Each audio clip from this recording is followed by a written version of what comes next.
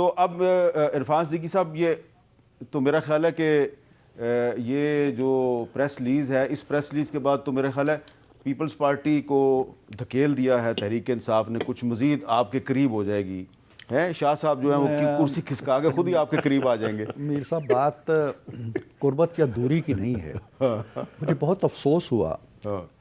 ولید اقبال صاحب بہت نستعلیق اور خوبصورت آدمی ہیں اور خوبصورت بات کرتے ہیں، خوبصورت لہجے میں بات کرتے ہیں، میرے بڑے اچھے دوست ہیں.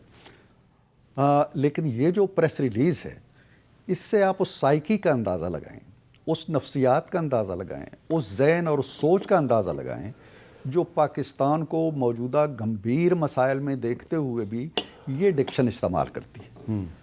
جاتی عمرہ کے قزاق، زرداری کا فرزند، بھائی اس کا نام بلاول بھٹو ہے.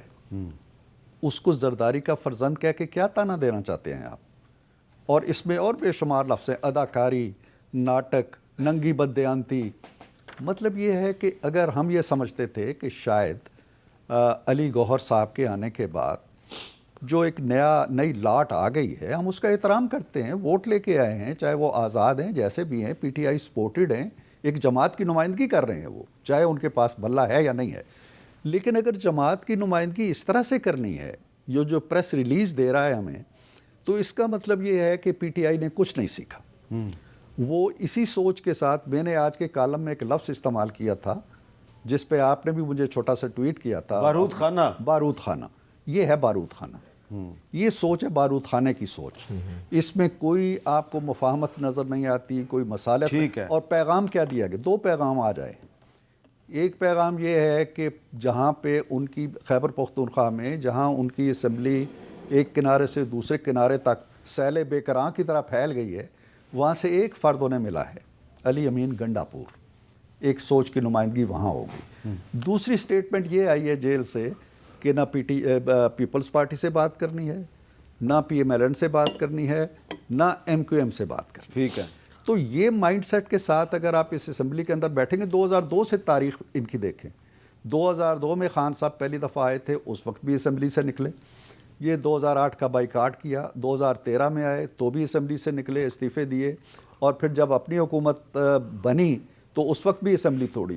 پارلیمانی سیاست کے اندر ان کا کردار تاریخ کے اندر نظر ہی نہیں آتا. اچھا شاہ صاحب، اب آپ کو کیا لگ رہا ہے، آگے چلتے ہیں ذرا، کہ علی امین گنڈاپور صاحب کو نامینیٹ کیا گیا تو وہاں پہ اکثریت ہے تحریک انصاف کی، تو تحریک انصاف کی مرضی ہے، جس کو مرضی نامینیٹ کرے.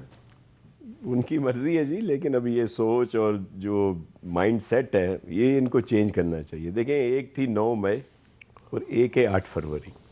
ان کو اب 8 فروری کو ذہن میں رکھنا چاہیے. ان کو مینڈیٹ ملا، اب اس پہ بعد میں پروگرام آپ کے ہوتے رہیں گے جس میں بہت ساری چیزیں سامنے آئیں گی کہ کیا ہوا، کیا تھا. لیکن ان کا آپ دیکھ لیں جو پریس ریلیز، اب اس میں کیا کہوں، ہم بھی اسی طرح کی بہت ساری چیزیں کہہ سکتے ہیں، بدتمیزی کے الفاظ استعمال کر سکتے ہیں، لیکن ہم نہیں کرتے. اب کل آپ نے دیکھا میڈیا پہ بھی آیا کہ ہمارے یہاں بہت ساروں نے کہا کہ جی آپ ان کے ساتھ اتحاد کر لیں، پی ٹی آئی کو سپورٹ کر دیں، گورنمنٹ میں نہ بیٹھیں، ان کی گورنمنٹ بن جائے، اس کو کر دیں. وہ بات ابھی تھی، آج بھی سی سی میں رکھنی تھی سب نے، جیسے وہ ندیم افضل چند صاحب ہیں، اس طرح 8-10 اور بھی تھے جو اس سپورٹ میں تھے. لیکن اس سے پہلے ہی بیان آ گیا ان کا، جی ہم نے تو بات ہی نہیں کرنی. اب جب یہ بات نہ کریں تو پیپلز پارٹی اس کرائسس کی صورتحال کو ڈیفیوز کرنے کے لیے کیا کرے؟ تو ہم نے جو بھی فیصلہ کیا، ہم نے تو ملک کی بہتری کے لیے فیصلہ کیا، اس پہ ان کا یہ رد عمل ہے. یہ انہوں نے عثمان بوزدار صاحب بھی پنجاب میں کیے تھے، اور پھر بعد میں اب یہ گنڈاپور صاحب جو ہیں ان کو کیا. ان سے ان کے مائنڈ سیٹ کا پتہ چلتا ہے.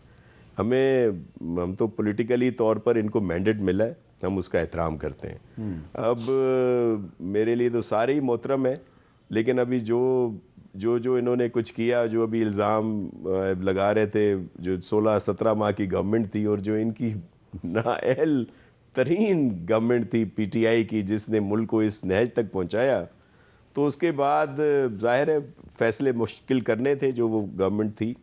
تو اب بھی یہ صورتحال رہے گی. اب ہم ان کو کیا جواب دیں، اب آئندہ جو صورتحال ہوگی. لیکن ان کو 9 مئی اور 8 فروری کو ذہن میں رکھیں.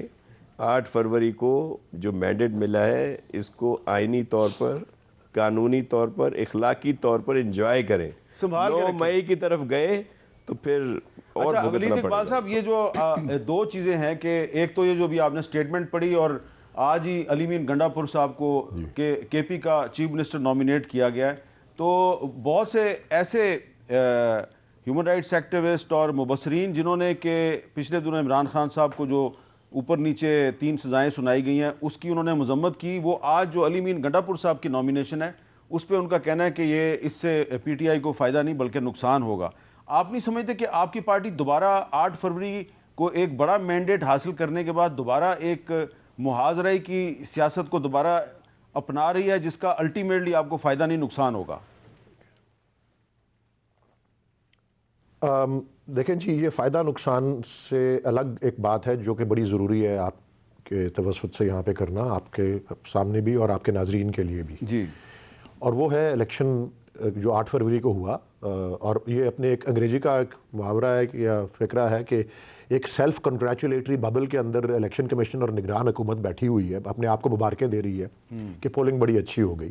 اور 5 بجے کے بعد کیا ہوا، اور خاص طور پہ 10 ساڑھے 10 بجے کے بعد جو ہے وہ کیا ہوا.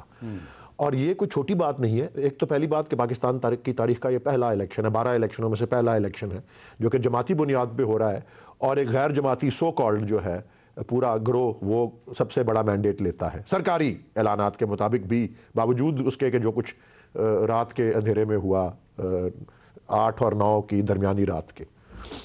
دوسرا، یہ پہلا الیکشن ہے جس پہ اس طرح کے سٹیٹمنٹس آئے ہیں جو کہ آپ نے دیکھے ہیں. میں اب ایک تفصیل تو نہیں دہراؤں گا. امریکہ کی طرف سے 2 سٹیٹمنٹ آ چکے ہیں. انگلستان، برطانیہ کی طرف سے جس طرح کا سٹیٹ بیان آیا ہے، جس طرح یورپی یونین کی طرف سے بیان آیا ہے، کیونکہ الیکشن تک جو اتنی زیادہ دیدہ دلیری سے کچلے جا رہے تھے بنیادی حقوق اور ایک ہی کو نشانہ بنایا جا رہا تھا، اس سب کا ذکر کر رہے ہیں وہ نام لیے بغیر. لیکن وہ پتہ ہے سمبل چھیننے کی بات بھی کر دی ہے اب. اور یہ پہلا الیکشن ہے جس پہ غیر ملکی، کیونکہ دیکھ رہے ہیں ان کے بھی یہاں پہ ہے نا انوائز، ان کے نمائندے موجود ہیں، ان کے سفراء، ان کے آبزرور بھی آئے ہوئے تھے. یہ پہلا الیکشن ہے جس پہ اس طرح کی. اور جو دوسرا بیان امریکی حکومت نے دیا ہے، کیونکہ وہاں پریشر اتنا زیادہ ان کے اپنے کانگریس کے لوگوں نے بنا دیا ہوا ہے، انہوں نے کہا جی اب اس کو آپ پروب کریں.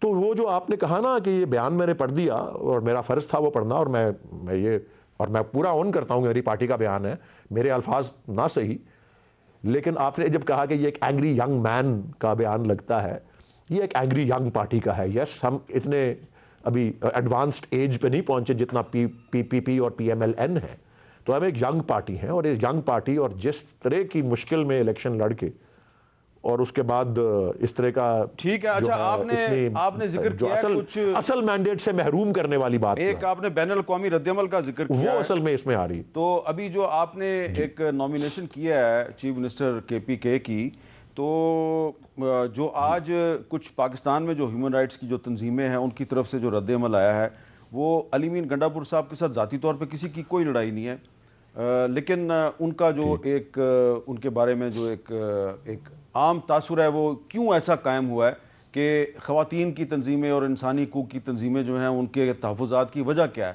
یہ ذرا میں چاہتا ہوں کہ آپ بھی ذرا سن لیں ان کے ماضی کے کچھ بیانات. مریم کمپین پہ آئی ہوئی ہے، خوبصورت تو ہے، میں سچ بولوں گا، لیکن یہ بھی سن لو کہ آپ کے ٹیکس کے پیسے سے نواز شریف کی 2 حکومتوں میں کروڑوں روپے کی سرجریاں کرائی ہیں اس نے اپنے آپ کو ٹھیک کرنے کی.